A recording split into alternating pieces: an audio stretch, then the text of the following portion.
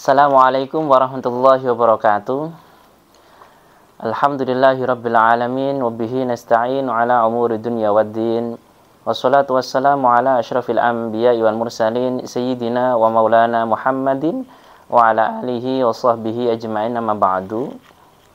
Bapak Ibu, anak-anakku semuanya dimanapun berada, alhamdulillah pada kesempatan kali ini kita masih diberi kesehatan, kenikmatan untuk bisa melaksanakan ibadah-ibadah yang mulia di bulan Ramadan ini.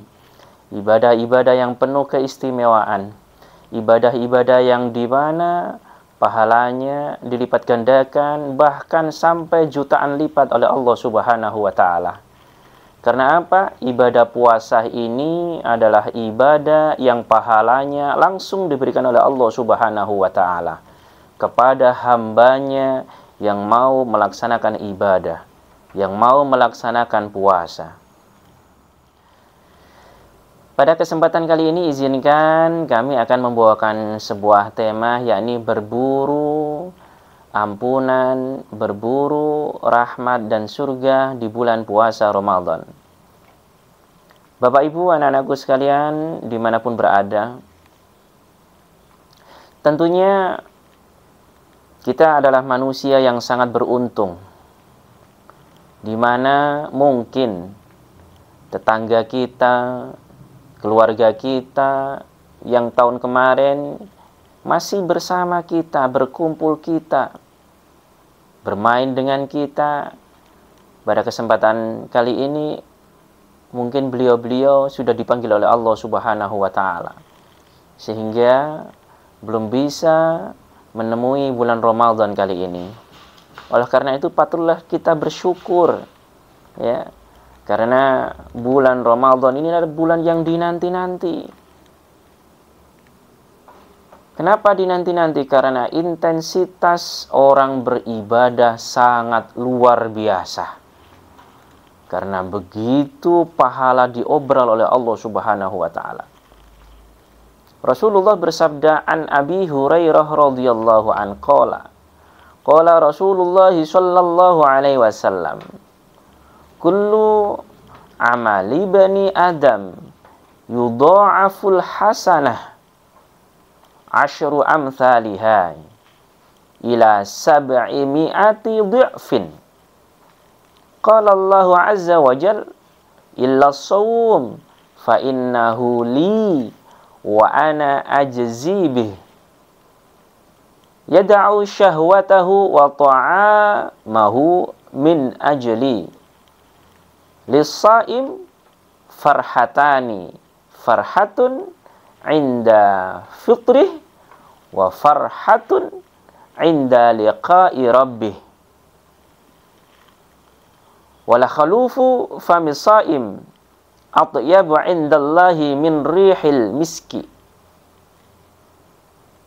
Yang artinya, dari Abu Hurairah radhiyallahu an, dia berkata, Rasulullah shallallahu alaihi wasallam bersabda, setiap amal, setiap perbuatan anak Adam dilipat gandakan pahalanya. Satu amal kebaikan diberi pahala 10 hingga 700 kali.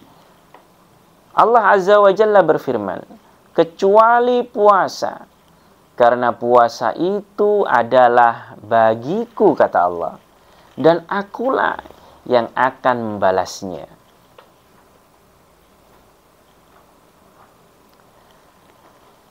Sebab dia telah meninggalkan nafsu syahwat dan nafsu makannya karena aku, kata Allah. Dan bagi orang yang berpuasa ada 2 kebahagiaan. Kebahagiaan ketika dia berbuka, dan kebahagiaan ketika dia bertemu dengan Rabb-Nya, bertemu dengan Tuhannya. Sesungguhnya bau mulut orang yang berpuasa lebih wangi di sisi Allah daripada wanginya minyak kasturi. Hadis riwayat Bukhari dan Muslim. Sangat mulianya bulan Ramadan. Oleh karena itu Allah menganggap ini aku yang pantas untuk memberikan pahala kepada hambaku. Karena hambaku telah bersusah payah untuk menahan lapar, menahan syahwatnya. Bagaimana puasanya bisa sempurna. Bapak Ibu, anak-anakku yang sangat saya banggakan, dan para hadirin dimanapun berada. Pertama, yang perlu kita ingat, bulan Ramadan ini adalah bulan rahmat. Awalu syahri Ramadan rahmah. Awal bulan Ramadan adalah rahmat, kasih sayang. Wa awsatuhu maghfirah, dan pertengahannya Ramadan ini adalah ampunan. Wa akhiruhu itkum minan nar, dan akhirnya pembebasan dari api neraka. Bapak Ibu, anak-anakku semuanya yang saya banggakan. Rahmat. Bulan Ramadan adalah bulan rahmat. Diceritakan dalam kitab Tanbihul Ghafilin. Ada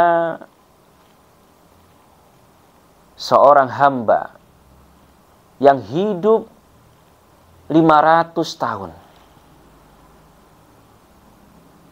Malaikat Jibril menceritakan hal ini.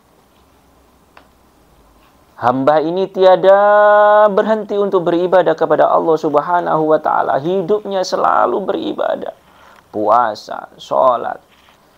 Sampai-sampai hamba ini memohon kepada Allah Subhanahu wa ta'ala dicabut nyawanya ketika hamba ini dalam keadaan bersujud kepada Allah Subhanahu wa ta'ala. Singkat cerita, Alkisah, dikabulkanlah oleh Allah Subhanahu wa ta'ala doa hamba yang sangat semangat beribadah ini. Hamba ini merupakan hamba pilihan. Jadi seumur hidupnya hanya dilakukan, hanya diperbuat untuk ibadah kepada Allah. Dan hamba ini yakin, seyakin-yakinnya, karena hamba ini sudah bersusah payah, sudah bagaimana berupaya dicintai oleh Allah dengan beribadah.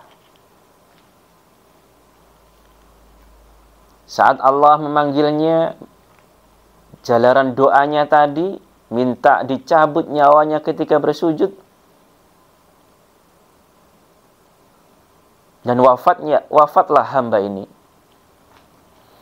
Ketika dihitung amal ibadahnya oleh Allah Subhanahu wa ta'ala,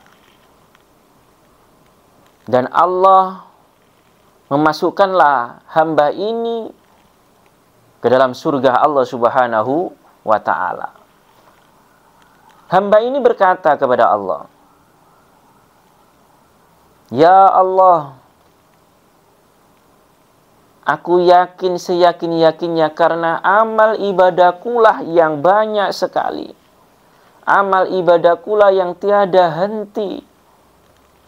Aku yakin masuk surga karena amal ibadahku yang tak terkira hitungannya."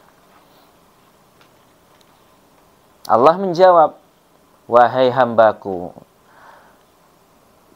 engkau masuk surga ini bukan semata-mata karena amal ibadahmu semata. Engkau masuk surga ini karena rahmatku, kasih sayangku." Coba malaikat kau timbang, berapa ibadah sholatnya hambaku ini, berapa amal ibadah puasanya hamba ini, dan perbuatan-perbuatan yang baik lainnya. Ternyata ketika malaikat ini diutus oleh Allah menimbang amalnya ini tidak bisa melebihi rahmat dari Allah Subhanahu wa ta'ala. Akhirnya hamba ini dimasukkan oleh Allah ke dalam neraka. Padahal secara hitung-hitungan amalnya sudah luar biasa. Apa yang bisa kita petik di sini? Yang bisa kita petik adalah kita jangan sekali-kali menyombongkan amal ibadah kita. Karena sesungguhnya rahmat Allah lah yang menjadikan kita kelak bisa masuk surga. Bukan berarti kita tidak boleh berlomba-lomba dalam ibadah, berlomba-lomba dalam kebaikan tetap. Tapi yang perlu diingat di sini adalah semuanya berkat rahmat Allah Subhanahu wa ta'ala. Kedudukan kita hanyalah seorang hamba di hadapan Allah Subhanahu wa ta'ala. Bapak Ibu, anak-anakku semuanya, para hadirin dimanapun berada yang sangat saya hormati. Ada suatu kisah juga yang ada kaitannya dengan rahmat Allah, kasih sayang Allah yang sangat luar biasa. Kisah ini adalah kisah dari Imam Ghazali. Imam Ghazali, siapa yang nggak kenal beliau? Ulama yang ahli tasawuf, ulama yang wirai, ulama yang telah menulis kitab-kitab yang sangat besar, kitab-kitab yang sangat legendaris seperti Ihya Ulumuddin. Jadi Imam Ghazali, Bapak Ibu, anak-anakku sekalian dan para hadirin yang kami hormati, Imam Ghazali ini adalah ulama yang di zamannya sangat-sangat wirai, sangat berhati-hati dengan urusan dunia. Beliau ulama ahli tasawuf yang terkenal. Kitab-kitabnya menjadi pedoman-pedoman ulama-ulama besar. Beliau ulama yang suka menulis kitab. Salah satu mahakaryanya tadi saya sebutkan di depan adalah kitab Ihya Ulumuddin. Diceritakan suatu kisah di Imam Ghazali ini, beliau yang memang ulama yang sangat luar biasa, ibadahnya tidak perlu diragukan. Ketika beliau wafat dan ditanyai oleh Allah Subhanahu wa ta'ala, "Ya Ghazali, engkau mau saya masukkan ke surga atau ke neraka?" Kata Allah. Imam Ghazali menjawab, "Surga ya Allah." "Engkau aku masukkan ke surga. Apakah karena amalmu yang sangat luar biasa, atau amalmu atau kasih sayangku?" "Amalku ya Allah." "Ternyata apa?" jawaban Allah. "Engkau sebetulnya aku masukkan ke surga adalah karena engkau pernah memberikan kasih sayang, pernah menolong seekor lalat yang hinggap di tinta penamu saat engkau menulis kitab." Ya Allah, terima kasih ya Allah. Jadi saat itu kamu menulis kitab, saking asyiknya nggak tahu ada seekor lalat yang masuk ke tintamu, menghirup tintamu, ya, dan kamu selamatkan lalat itu, ya, dari kematian. Apa yang bisa kita petik?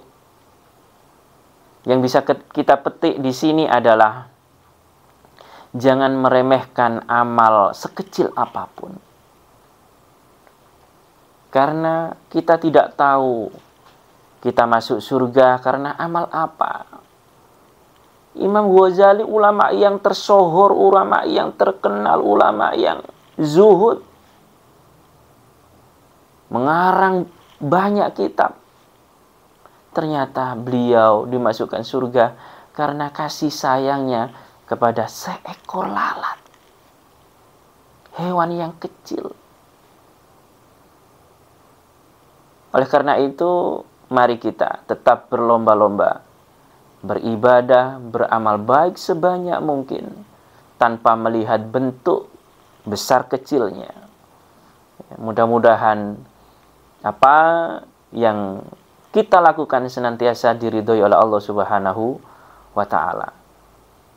Yang terakhir, ya, mari mumpung di bulan Ramadan, kita mohon ampun kepada Allah. Kita memohon maaf apabila kita memiliki kesalahan. Karena apa? Kita sebagai manusia biasa, tidak peduli santri atau kiai, tak peduli rakyat atau presiden, tak peduli dia kecil maupun besar, pasti pernah melakukan kesalahan. Oleh karena itu, mari kita saling memaafkan, memohon ampunan kepada Allah Subhanahu wa Ta'ala. Rasulullah bersabda, kullu bani adama khata'un wa khairul khata'ina at-tawwabun. Yang artinya, setiap anak Adam manusia pasti berbuat salah. Saya ingatkan, pasti berbuat salah. Dan sebaik-baik orang yang bersalah, ya, adalah orang yang mau bertaubat, orang yang mau memohon ampun kepada Allah Subhanahu wa Ta'ala. Bapak, Ibu, anak-anakku semuanya, dan para hadirin yang sangat saya hormati. Sekali lagi, mumpung masih di bulan Ramadan, kita masih diizinkan Allah untuk bisa bertemu bulan yang sangat mulia ini. Mari kita berusaha semaksimal mungkin. Setan-setan dibelenggu oleh Allah Subhanahu wa Ta'ala. Artinya dibelenggu di sini bukan berarti setan dirantai, tapi itu hanya istilah. Bagaimana kita bisa menahan amarah? Bagaimana kita bisa menahan hawa nafsu? Ya. Idza jaa Ramadan futihat abwabul jannah wa ghulliqat abwabun nar wa suffadatis syayatin. Artinya, ketika Ramadan tiba, dibukalah pintu-pintu surga. Amal ibadah kita, potensi diterima oleh Allah Subhanahu wa Ta'ala, itu insya Allah diterima oleh Allah Subhanahu wa Ta'ala. Karena surga dibuka pintunya selebar-lebarnya oleh Allah. Ditutuplah pintu-pintu neraka. Allah tidak mau hambanya masuk neraka ketika Ramadan. Dan setan pun dibelenggu oleh Allah Subhanahu wa Ta'ala. Makanya kita nggak usah kaget ketika di bulan Ramadan sangat banyak hamba-hamba Allah yang semangat beribadah kepadanya. Berkaitan dengan hadis di atas tadi, Izzuddin bin Abdissalam menjelaskan maksud dibukanya pintu surga ini merupakan simbol, himbauan bagi umat Islam untuk memperbanyak ibadah di bulan suci Ramadan. Jadi, sementara dibelenggunya setan ini merupakan simbol untuk mencegah diri dari perbuatan maksiat.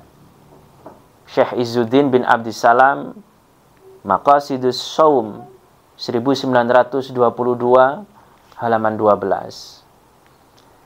Bapak, Ibu, anak-anakku semuanya, serta para hadirin yang sangat saya muliakan, sekian kultum yang bisa kami sampaikan. Semoga kita bisa melalui Ramadan tahun ini dan tahun-tahun berikutnya dengan maksimal, sehingga bisa meraih ampunan, rahmat, dan balasan surga dari Allah Subhanahu wa Ta'ala.